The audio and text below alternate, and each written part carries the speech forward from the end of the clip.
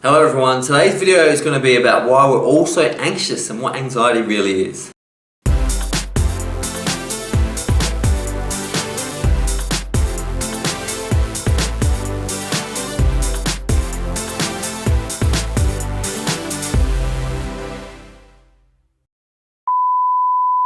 Hello everyone, we're all anxious, we're all freaking out, we're all worried, we all think that we're not good enough, we're stressing, and then when you look out into your environment you notice that nothing else is. No clouds are stressing, no trees are stressing, the animals seem to be kicking it and doing pretty well. So what is this anxious? Why are we so anxious? What has humanity done to create this anxiety which is pervading all aspects of our life? Well, to help understand, I'm going to give them the quote, and that quote is, P.S.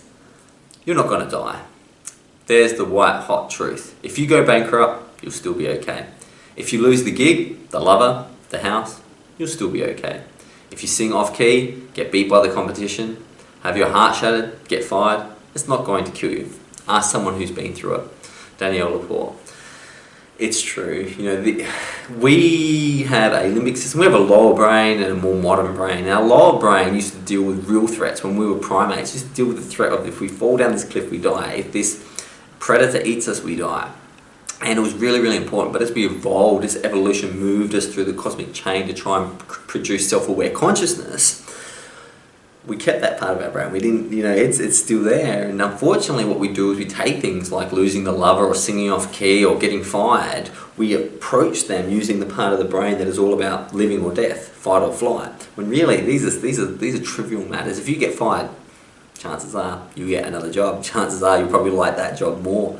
They're very high chances, but we don't act like that. We act like it's the end of the world.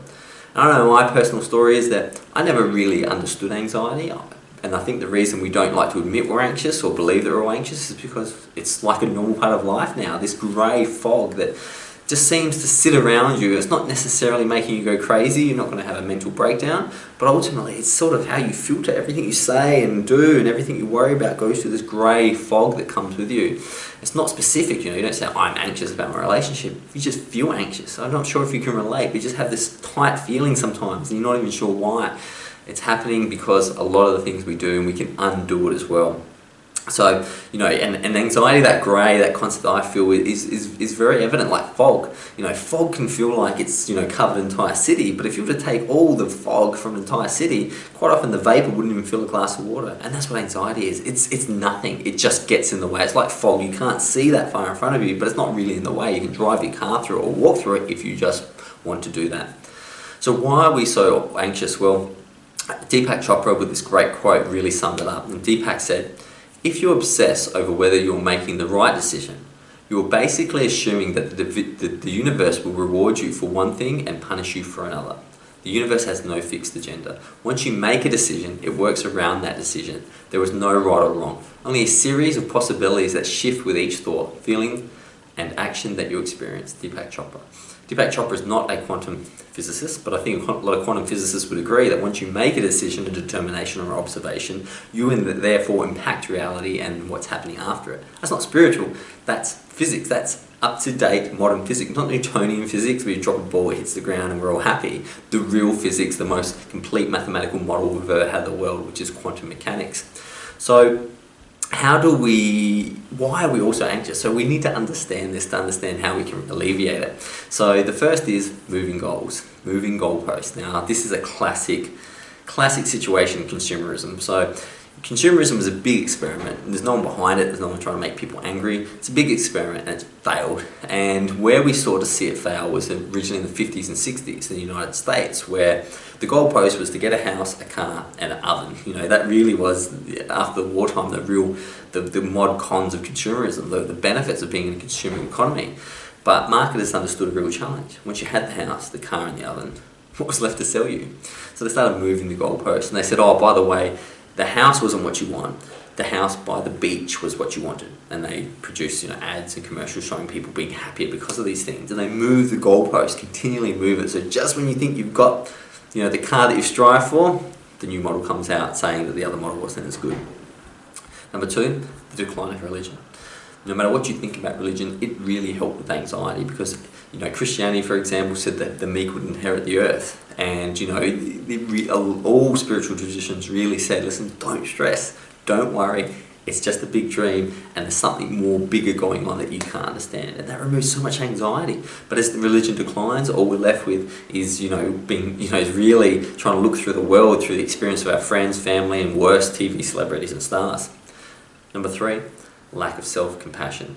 We get guilty that we're guilty. We get anxious that we're anxious, and it's really not understanding that anxiety, it's normal to be anxious these days. There's a lot of anxiety going on. So what do? You say that's okay.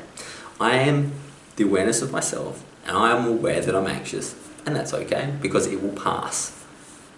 Number 4, fantasies, goal settings, and what's ifs. I would really recommend that you take down the vision board. I know a lot of people do that, and if it's helpful, then this is just a thought. This is an observation that I've found, is that when you focus on what you don't have, you become anxious.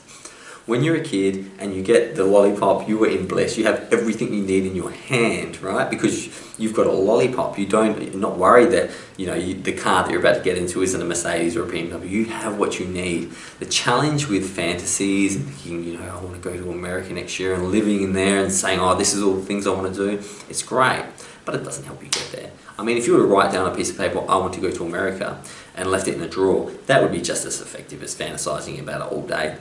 Because what's going to get you to that trip is going to be the actions you take today. Now, this is very incompatible with a lot of, teachings about goal setting and making sure you're on track with your goals and your KPIs. That's for the birds. It really is. I can guarantee you that if you're born with no goals, you're still going to be okay. So what's going on there? So, think about it in your life. Have you ever done something that wasn't a goal? Have you ever lucked into something and won something, or did something, or fell into a relationship, or met someone you never thought you'd like, and it's happened? Well, you didn't set a goal for that. So therefore, to a lot of the beliefs and the interesting information being given by a lot of people out there, that could never have happened, because apparently you need an identifiable goal to get where you're going to go. Too many choices. We have more choices now in our romantic partners, in the clothes we wear, in the houses we live in than ever before. And studies have shown over and over again, when a human is presented with more than 2 choices, stress hormones are starting to be released. How do you eliminate this? Reduce the clutter from your life. Don't have 15 jackets in your wardrobe. It's great to have 15 jackets, it's nice, but understand you probably only really wear 2. But every time you go to your closet in the morning and see your 15 jackets, you still have to choose those 2 from your 15, which creates stress. A story of reality versus a story in your head. I'm going to help you here. Reality is right. Reality is always right. The story in your head is a fictitious thought that happens to be with you right now. You might think you should be healthier, stronger, better looking, more money. That's great. You just made that up in your head. Do we get that? That was just a made up thing, and reality is what's really happening. Accept reality. When you change your expectations for appreciations of what's happening now, you immediately become happy. The one. No one's coming to save you. I'm sorry, no one is coming to save you. It is your job for salvation.